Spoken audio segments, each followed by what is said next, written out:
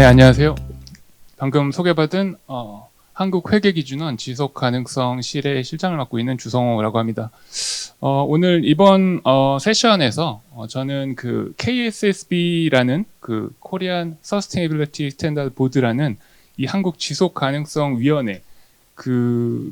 이제 저희가 이제 향후에 이제 적용되게 될 그 지속가능성 공시 기준을 만드는 위원회인데 뭐 KSSB 기준이라고 흔히 줄여서 얘기를 하게 됩니다. 그래서 제가 이 지속가능성 공시 기준에 대해서 좀 더 명확한 설명을 드리는 자리가 되면 좋지 않을까라고 생각을 하고 자료를 좀 준비를 했는데요. 제목은 보시는 바와 같이 다소 좀 거창해 보일 수 있습니다. ES 공시와 KSSB 시대 개막, 기업의 전략 대응이라는 다소 거창한 좀 제목이지만 제가 이제 이번 세션을 통해서 이제 말씀드리고 싶은 거는 이 지속가능성 공시 기준이라는 게 뭔지 를 그 내용에 대해서 좀 설명을 드리고 향후에 이제 기업이 준비를 하는 과정에서 유의해야 할 점을 좀 하이라이트 해드리는 것으로 이번 강의를 좀 진행을 해볼까 합니다. 제목에서 보시는 바와 같이 ES 공시라는 말과 KSSB 그 지속가능성 공시라는 말이 동시에 나오게 되는데 저는 이제 발표를 진행하기 전에 ESG 공시와 지속가능성 공시가 어떻게 차이가 있는지에 대해서 좀 말씀을 드리고 싶습니다. 많은 분들이 이 두 용어에 대해서 혼용을 하고 계시는 게 사실인데 저는 그 목적과 쓰임이 좀 분명히 이제 구분이 돼야 된다라고 생각을 합니다. 먼저 ESG 공시라는 것은 많은 이제 분들이 아시는 바와 같이 이 전통적으로 ESG 공시라는 것의 목적은 이 기업의 어떤 그 기업 행위가 이 사회와 그 환경에 미치는 영향 그리고 그 성과를 보고하는 리포트라고 한다면 이 KSSB 기준, 즉 지속가능성 공시라는 것은 이 환경과 사회로부터 기업이 어떤 영향, 어떤 위험과 기회를 인지해서 이 어떤 전략을 수립하는지에 대한 그 프로그램을 얘기를 하는 것으로 보시면 될 것 같습니다. 그 기반을 보면은 그 ESG 공시라는 것은 뭐 다들 알고 계시는 바와 같이 이 CSR 그 기업의 사회적 책임에 기반해서 공시를 하게 된다면 이 지속가능성 공시라는 것은 이 기업 가치에 근간을 해서 이 투자자들에게, 이 자본시장이 투자자들에게 유용한 의사결정을 위한 정보를 제공하는 데 목적이 있다라고 볼 수 있습니다. 그렇기 때문에 적용되는 기준도 틀린데요. ESG 공시라는 것은 뭐 많은 분들이 아시는 바와 같이 GRI 기준이라든지 UNGC라는 이런 기준이 적용되는 반면에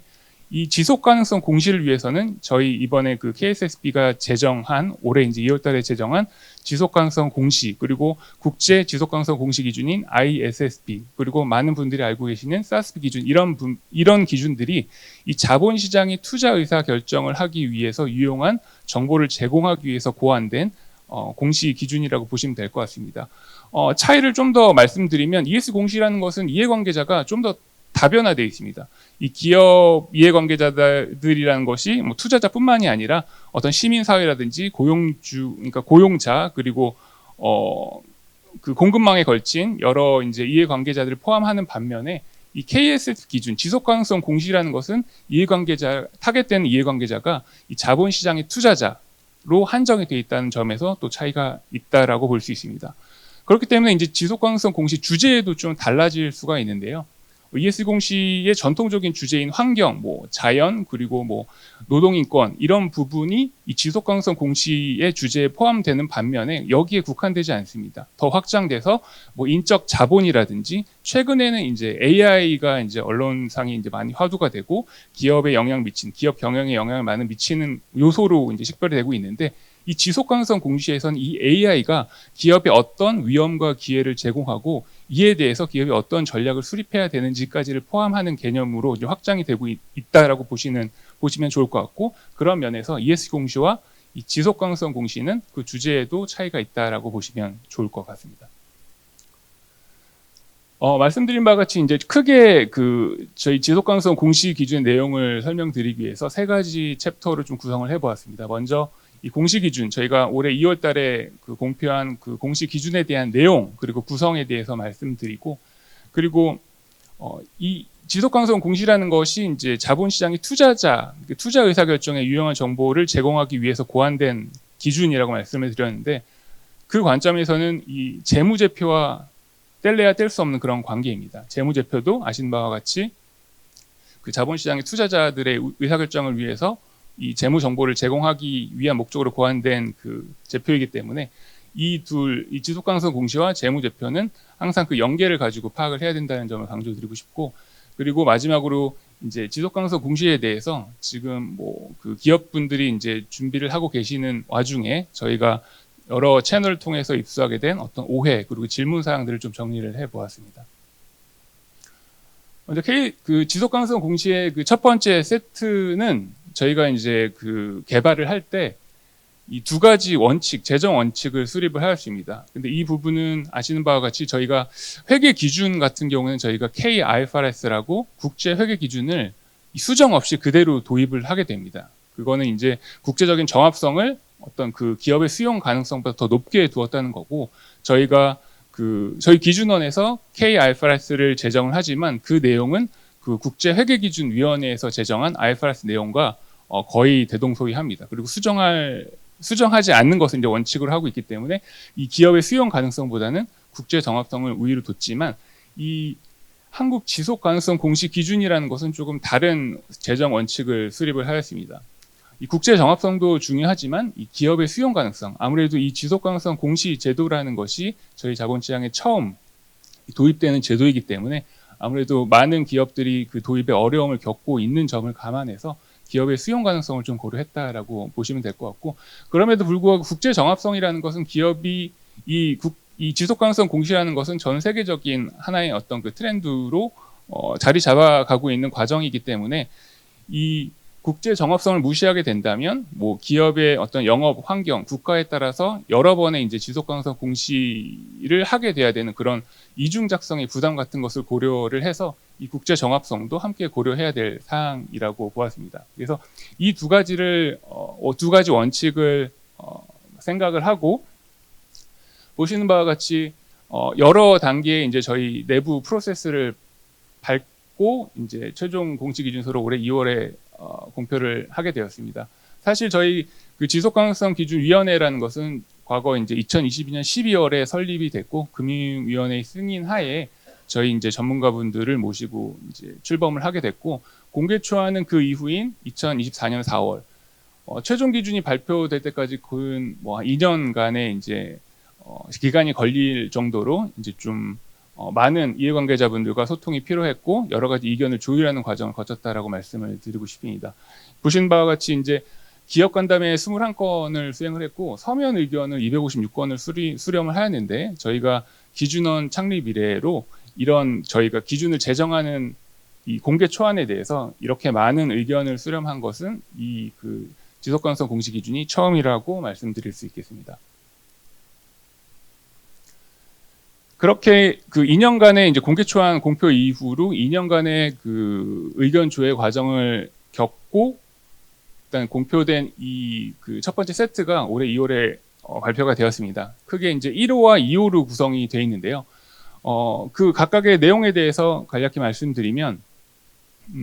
1호는 이제 지속 가능성 관련 재무 공시를 위한 일반적인 요구 사항입니다. 그래서 개념적인 사항을 좀 설명하는 문서라고 기준이라고 이제 이해하시면 좋을 것 같고, 일단 지속 가능성 관련 재무 공시를 위한 일반 원칙, 뭐 중요성 원칙이라든지 어떤 정보의 질적 특성이라든지 이런 부분을 기술을 하고 있고, 그리고 개념적 기반 및 핵심 요소를 포함하고 있습니다. 아시는 바와 같이 이제 핵심 요소라는 것은 이제 거버넌스부터 전략 그리고 위험 관리, 지표, 목표 이렇게 이제 핵심 요소로 구성이 되어 있다라는 어떤 틀을 얘기를 하고 있는 거고요. 앞서 말씀드린 바와 같이 이제 이 1호는 그 국제 회계 기준인 IFRS S1을 기반으로 국제 정합성을 고려해서 제정이 됐다라고 말씀드릴 수 있습니다. 2호는 이제 특정 주제인 지속 가능성 여러 지속 가능성 공시 주제 중에서 지금 가장 시장에 관심이 많고 시급한 주제라고 판단이 되는 이 기후 관련된 별도의 기준 공시 기준서라고 보시면 될 것 같습니다. 그래서 1호의 어떤 큰 틀을 근거해서 2호에서는 그 기후 관련된 좀 더 세부적인 사항을 기술을 하고 있습니다. 기후 관련 위험 및 기회에 대한 구체적인 공시 사항을 제시를 하고 있고, 이 물리적 위험, 전환 위험, 그리고 온실가스 배출량 등을 그 각각의 핵심 요소의 항목으로 포함을 하고 있습니다. 이 2호 역시 국제 정합성을 위해서 이 IFRS S2를 기반으로 제정이 되었고, 이제 기업마다 이제 영업하는 환경이 처한 환경이 틀리기 때문에 인식하고 있는 지속 가능 주제가 틀릴 수 있습니다. 그래서 기후라는 것은 공통적으로 지금 기업이 당면하고 있는 지속 가능성 주제라고 판단했기 때문에 이제 하나의 별도의 기준서로 이렇게 제정이 된 거지만, 기업에 따라서 다른 어떤 뭐 인권이라든지 인적 자본, 그리고 자연 관련된, 요새 최근에 이제 반도체 업체 관련돼서 이제 물 관리가 이제 화두에 떠오르고 있고, 그리고 그런 물 관리 부분이 그 지속 가능성 주제로 이제 식별이 되고 있는데, 이런 환경적인 지속 가능성 주제를 식별된 분은 별도의 이제 2호 같은 기후 관련된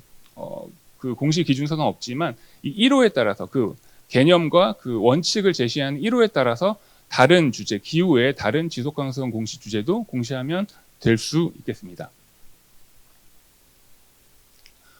조금 더 상세하게 이제 1호 일반 요구 사항에 대해서 말씀드리면, 보시는 바와 같이 이 보고 기업은 이 관련 재무제표와 동일한 보고 기업입니다. 그래서 지금 뭐 현재 자발적으로 지속 가능성 공시 보고서를 많은 기업들이 이제 작성하고 공표를 하고 있는데, 일단 대부분 저희가 파악한 바에 의하면 이 연결 실체, 이 종속 기업까지 포함한 연결 실체가 아니라 그 작성하는 그 모기업 자체의 그 별도 단에서의 그 지속 가능성 공시 보고서를 작성을 하고 있지만, 이 저희 기준은 일단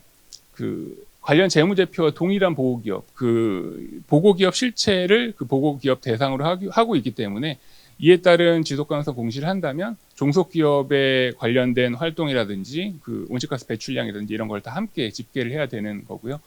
보고 시기도 재무제표와 동시에 보고를 원칙으로 하고 있습니다. 그리고 공시 위치도 일반 목적 재무보고서 일부로 일단 제공하도록 요구를 하고 있는데, 이 부분만 보시더라도 이제 다음 슬라이드에서 이제 말씀을 드리겠지만, 이 재무제표의 연계성을 그 설계에서도 이미 고려를 하고 있다라고 보시면 될 것 같습니다. 이 동일한 재무제표와 동일한 그 보고기업, 연결실체라는 보고기업을 대상으로 하고, 보고 시기와 공시 위치를 재무제표와 동일하게 함으로써 재무제표와 이 연계되는 정보를 제공하고 있다는 것을 이제 알 수 있습니다.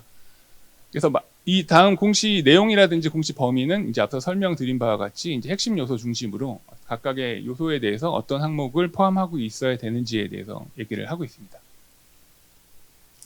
2호는 1호의 어떤 그 큰 틀에 근거해서 각각의 핵심 요소에 어떤 항목이 구체적으로 포함되어야 되는지에 대해서 언급을 하고 있습니다. 거버넌스라는 것은 일단 이 기후 관련된 위험 기회를 어떻게 식별을 하고 이를 대응하기 위해서 전략을 수립을 함에 있어서 의사결정 체계가 중요한데, 어떤 의사결정 체계를 갖추고 있는지, 이 공시에서 이제 특히 중요한 것은 저희가 이제 일반적으로 이제 공시라고 하게 되면은 뭐 보일러 플레이트라고 해서 이제 형식적인 공시가 되는 것을 많이 우려를 하는데, 저희가 이제 다른 교육 자료 등을 통해서 아니면 이런 기회를 통해서 이제 강조하는 부분은, 이 거버넌스라는 것이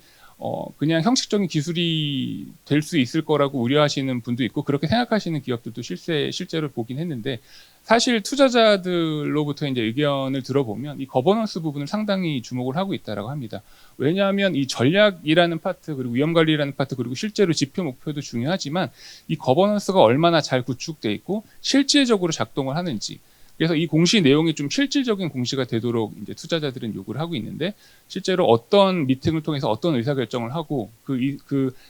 의사결정 체계에 포함되는 전문가들이 몇 면이 그런 의사결정을 할 수 있는 그런 퀄리피케이션을 가지고 있는지, 그리고 보상이 실제로 연동이 돼가지고 의사결정을 함에 있어서 그 실질적으로 그 어떤 보상과 연계돼 가지고 실질적인 의사결정이 되고 있는지 등에 대해서 투자들이 많은 관심을 가지고 있는 부분이기 때문에 이 거버넌스가 상당히 중요하다라고 볼 수 있고요.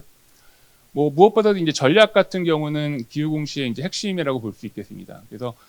기후가 관련된 그 기업이 식별한 위험과 기회를 어떻게 대응하고 있는지, 어떤 전략을 수립하고 있는지에 대해서 구체적으로 이제 기술하는 부분이고, 이 보시는 이 5가지 항목에 걸쳐서 공시를 하도록 공시 기준은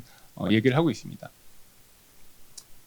이 전략이라는 부분이 뭐 다소 좀 생소해 보일 수가 있는데, 이 기후 관련된 전략이라는 것은 뭐 간단히 이제 예를 들면, 일단 그 온실가스 이제 다배출 산업 같은 예를 들어서 이제 석탄 산업 같은 경우에는 그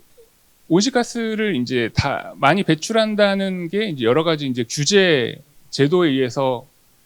운영이 제약이 되게 됩니다. 이 석탄 산업이라는 것이 이제 환경 오염에 이제 악영향을 미친다라는 어떤 그 부분뿐만 아니라 실제로 석탄 산업을 영위함에 있어서 더 이상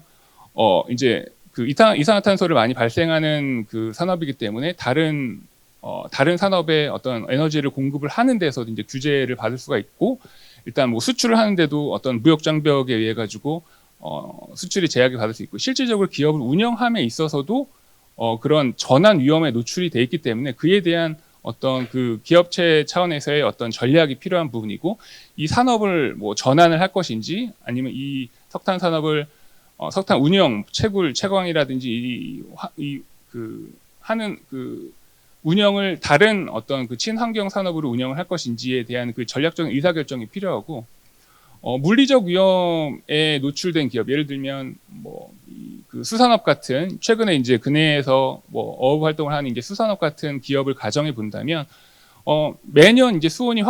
그러니까 상승을 하기 때문에 어떤 그 영업을 하고 이제 그 어획을 하고 있는 그 지역의 어떤 어종이라든지 이런 팔로워 같은 것이 계속 바뀌게 되는데, 이런 부분에 대한 전략을 갖고 있는 기업과 갖고 있지 않은 기업은 분명히 그 지속 가능성에 분명히 차이가 있다라고 봅니다. 그래서 올해 이 수온은 계속 오르고, 그리고 잡을 수 있는 이제 그 어종이 이제 바뀌게 되는 것은 어떤 그 과학적인 사실에 근거한 현상인데, 이것을 단지 일회성인 이벤트로 치부하고 내년엔 더 좋아지겠지라고 생각하는, 그냥 막연히 그렇게 생각하는 수산업 기업과 그런 과학적 기반, 어떤 그 수온의 상승이라는 어떤 그 과학적인 현상을 분석하고 향후에 그에 적절한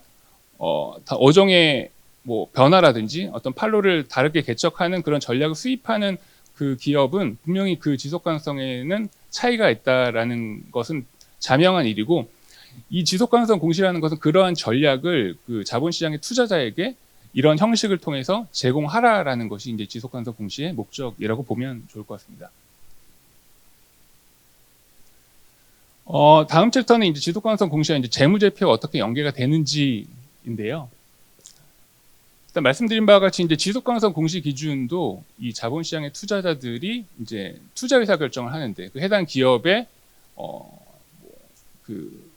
자본, 그러니까는 그 어떤 대여를 하는 어떤 투자 의사 결정, 그리고 어떤 뭐 주식을 구입하는 그런 투자 의사 결정을 할 때 관련된 정보가 필요하게 되는데, 이 회계 기준이 제공하는 이 재무제표와 동일한 그 기능을 하게 됩니다. 그래서 회계 기준이 재무제표를 통해서 투자자들에게 유용한 그 정보를 제공하게 된다면, 이 지속가능성 공시는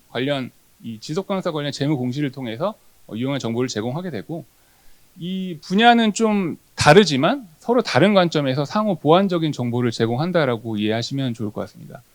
이 재무제표는 과거 및 현재에 대한 정보, 그리고 자산부채, 자본 수익, 비용에 대한 정보를 제공한다면, 이 지속가능성 관련 재무공시는 앞서 이제 말씀드린 바와 같이 이제 전략과 관련된, 그 기업이 식별된 기후 관련된, 아니 다른 지속가능성 공시 주제에 대해서 식별된 기회와 위험에 대해서 기업이 어떻게 대응을 하고 어떤 전략을 수립을 하는지에 대한 이 미래 전망 정보를 포함을 하게 됩니다. 하지만 이 서로 다른 관점이지만 분명히 이제 중첩되는 정보가 있는데, 그 부분이 이 지속가능성 관련 위험 기회가 이 지금 현재 재무제표에 미치는 영향도 저희 지속가능성 공시 기준서에서는 영향을 공시하라라고 이제 요구를 하고 있고, 요 부분을 그 현재 재무적 영향, 이 미래의 지속가능성 그 관련된 재무공시를 통한 전략이 현재의 재무제표에 미치는 영향을 별도로 이제 식별해서 공시를 하게 함으로써 이렇게 중첩되는 부분이 있다라고 이제 말씀드릴 수 있겠습니다. 앞으로 이제 세 네 가지의 이제 예를 통해 가지고 같은 상황이 어떻게 재무제표와 지속가능성 관련 재무공시에 어떻게 다른 포커스를 가지고 이제 설명을 하고 있는지를 예를 보여드릴 텐데요. 먼저 첫 번째 예는 손상 검토를 했으나 자산 손상이 인식되지 않은 경우입니다. 그래서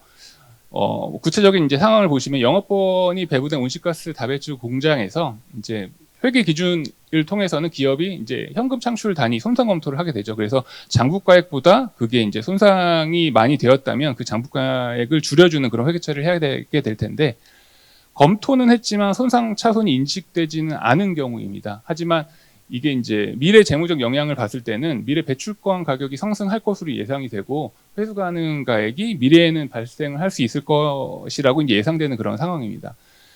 그럴 때 이제 재무제표에서는 현재 이제 장부에 기록되는 해당 그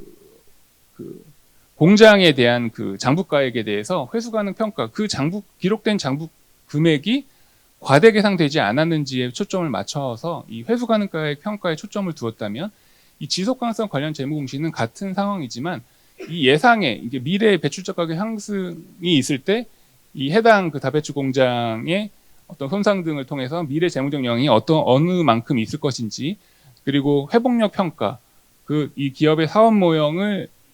어떤 영향을 미치는지에 대한 회복력 평가 등 이 미래의 정보에 좀 초점을 맞춰서 같은 상황을 설명을 하고 있다라고 보시면 될 것 같습니다. 그래서 투자자 입장에서는 현재 이 재무제표와 미래 정보를 포함한 지속 가능성 관련 재무 공시를 함께 연계돼서 파악을 함으로써 이런 동일한 상황에 대해서 좀 더 뎁스 있는 그런 분석이 가능하게끔 하는 것이 지속 가능성 공시의 목적이라고 보시면 될 것 같습니다. 이 두 번째 상황은 실제로 자산 손상이 인식된 경우인데요. 뭐 홍수, 그러니까 물리적 위험에 의해서 홍수 발생으로 유형자산 손상이 발생된 경우에는 재무제표에서는 이제 발생한 금액, 그 손상 금액을 재무제표에 적절히 기록하는 것을 이제 목표를 두고 인식을 하게 된다면, 지속 가능성 관련 재무 공시에서는 이에 한정되지 않고 예상 재무적 영향도 함께 하게 됩니다. 이 단기적 홍수 발생이 일시적인 이벤트인지 아니면 향후에 어떤 뭐 기후 변화, 글로벌 기후 변화에 의해서 빈번히 발생될 가능성이 있는 부분인지까지를 고려해서 향후에 예상 가능한 어떤 손실도 이제 측정을 해보고 관련 대비를 하기 위해서 이제 관련 보험 같은 것을 가입하게 된다면 그 보험 가입비 등의 이제 예상 재무적 영향으로 이제 집계될 수 있을 것입니다. 그래서 지속 가능성 관련 재무 공시 관점에서는 예상 재무적 영향 그리고 대응 계획 이 부분에 좀 초점을 맞춰서 같은 상황을 다른 관점에서 설명을 하고 있다라고 보시면 될 것 같고요. 이 세 번째는 이 기후 관련해서 많은 기업들이 이제 전환 계획 등 그리고 이제 배출 온실가스 배출의 이제 저감을 이제 선언하게 되는 이제 전환 계획 같은 것을 이제 많이 언급을 하게 되는데, 이 목표 선언 시점에서는 재무제표에서는 뭐 그게 이제 그 법적인 구속력이 없을 수가 있기 때문에 재무제표에서는 인식을 안 하게 됩니다. 하지만 이 지속 가능성 관련 재무공시에서는 이 전환 계획이라는 것이 향후 이제 목표와 밀접하게 연관이 되는 부분이기 때문에 목표와 계획 그리고 이 부분도 향후에 어떤 그 전환, 어떤 그 사업 모형의 전환 등을 통해서 관련된 비용이 발생할 수 있는 부분이기 때문에 이런 예상 재무적 영향 등에 초점을 맞춰서 공시를 하게 된다라고 보시면 될 것 같고, 이 기후 관련된 전환 계획을 그 공표하는 시점에서는 재무제표에는 이제 인식되는 금액이 없지만 실제로 장비를 구매, 그 계획에 따라서 관련된 뭐 친환경 장비를 구매하게 되는 경우에는 그 구입한 장비에 대해서는 당연히 이제 그 재무제표에 이제 계상을 해야 되기 때문에 회계 처리가 이루어질 거고, 이제 감가상각 사용함에 따라서 감가상각이 이루어지기 때문에 그 부분에 재무제표에 이제 포커스가 맞춰졌다면, 지속가능성 관련 재무공시에는 이게 그 진척 도에 좀 더 관심이 있습니다. 이제 재무제표에는 인식이 되진 않았지만 기업이 공표한 재무 계획이 이후에 어떤 활동을 통해서 진척이 이루어지고 있다라는 것을 그 핵심 요소 중에 어떤 목표나 어떤 지표단에서도 그 프로그레스를 이제 얘기를 해줄 수 있는 부분이기 때문에 이런 부분도 서로 다른 관점에서 정보를 제공할 수 있다, 하게 된다라는 것을 알려드립니다. 마지막으로 이제 지속가능성 공시에 대한 이제 주요 오해라고 이제 좀 챕터 제목을 적어 보았는데, 저희가 지금 뭐 많은 언론지상에서 이제 로드맵, 그 지속가능성 공시 의무화 법제화에 대한 그 로드맵이 이제 거의 임박했다라는 그 언론지상의 이제 보도를 확인해 보실 수 있을 텐데, 그럼에 따라 그런 이제 기업들이 그 지속가능성 공시를 준비하는 과정에서 저희 이제 기준원이나 다른 어떤 그 채널 등을 통해서 저희한테 좀 확인을 이제 요청한 사항들을 기반으로 좀 작성을 해보았습니다. 근데 저희가 좀 공통적인 사항에 대해서 이번 기회를 통해서 주요 오해 사항에 대해서 좀 언급을 해드리는 게 도움이 되지 않을까 해서 준비를 해보았고요. 먼저 첫 번째는 로드맵이 이제 최종적으로 이제 공표가 되게 되면 단계적으로 수행이 될 텐데 그 시행 시기와 그 대상 기업은 아직 확정이 안 된 것으로 알고 있지만 분명히 많은 기업이 그리고 이제 앞서 말씀드린 바와 같이 이제 지속가능성 공시 보고 기업이라는 게 해당 기업뿐만이 아니라 그 종속 기업을 모두 포괄하는 연결 실제를 그 보고 기업 대상으로 하고 있기 때문에 상장 기업 그리고 자산 총액이 이렇게 많은 기업이 아니더라도 자기 모기업과 아니면 그 거래 상대방이 대기업이라면 이런 정보를 요구하게 될 가능성이 큽니다.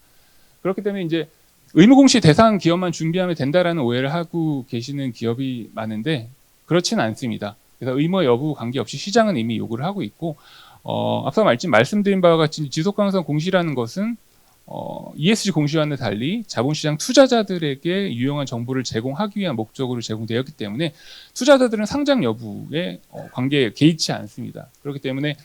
지금 이미 글로벌 자본시장에서는 3대 연기금, 이제 장기적으로 투자하는 연기금 같은 경우는 이제 10년, 20년 후를 내다보는 장기 투자자들은 일단 단기적인 성과를 보여주는 재무제표 이외에 지속가능성 공시, 이제 미래 전망을 얘기하고 있는 이 지속가능성 공시 정보에 대한 수요가 많기 때문에 이런 그 3대 연기금 그리고 저희 그 MPS 국민연금에서도 이 실제로 국민연금 공단이 이제 투자를 할 때 투자 의사 결정을 할 때 지속가능성 공시 정보를 분석을 하고 투자 의사 결정에 활용하고 있음을 확인을 하였습니다. 그렇기 때문에 이제 투자자들은 이미 이제 상장 여부와 관계없이 저희 최종적인 로드맵 그 공표 대상과 시기에 관계없이 이미 이 지속가능성 공시 정보를 요구하고 있다라는 것이고 어떤 기업은 어떤 주가와 관계 없다라고 생각을 하실 수도 있겠지만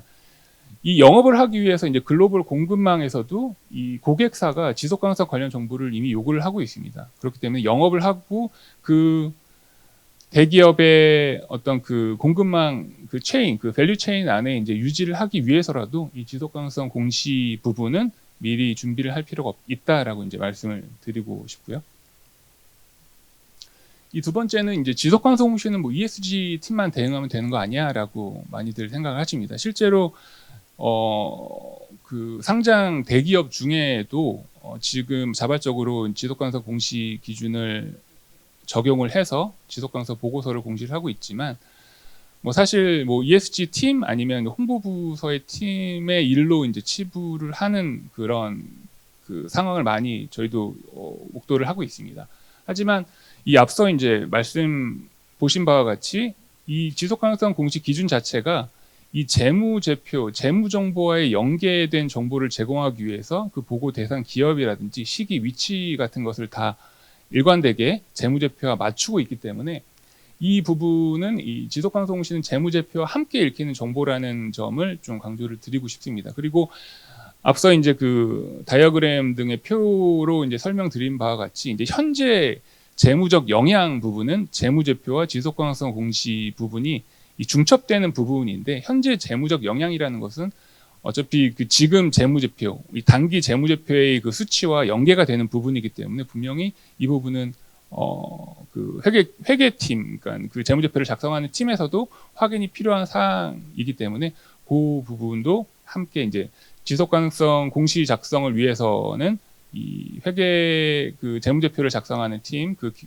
결산 과정과 연계가 돼서 이루어져야 된다라는 것을 말씀드리고 싶고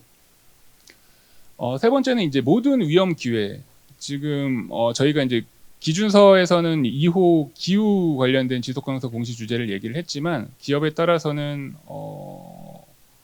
이제 다른 지속가능성 공시 주제가 기후만큼 중요할 수도 있습니다. 예를 들어서 이제 그 데이터 플랫폼 같은 것을 이제 영위하는 기업들은 최근 이슈가 되는 데이터 프라이버시 문제라든지 계정에 대한 보안 문제, 해킹 문제 이런 부분이 기후만큼이나 중요한 지속가능성 주제로 될 수 있는데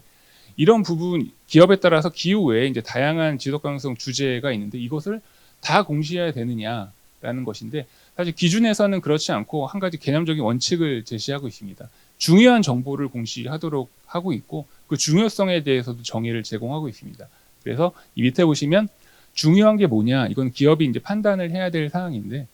정보를 그 해당 정보를 누락하거나 잘못 기재를 했을 때 그리고 불분명하게 기재를 했을 때 이를 근거로 내리는 투자자의 의사결정이 영향을 받을 것인지에 대한 그 기준을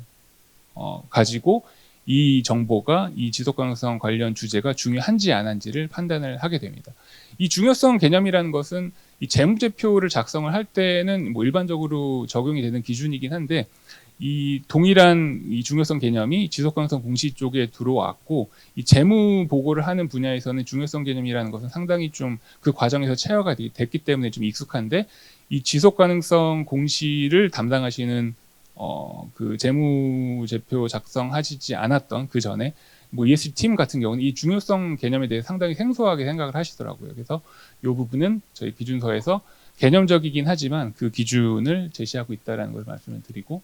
그러니까 모든 사항에 대해서 다 공시할 필요는 없다라는 것을 말씀드리고 네 번째는 기후 공시라는 것이 결국은 탄소 공시 아니냐, 배출량 공시, 스콥 1, 2, 3 이 공시하는 거 아니야라고 이제 말씀하시는 분이 있는데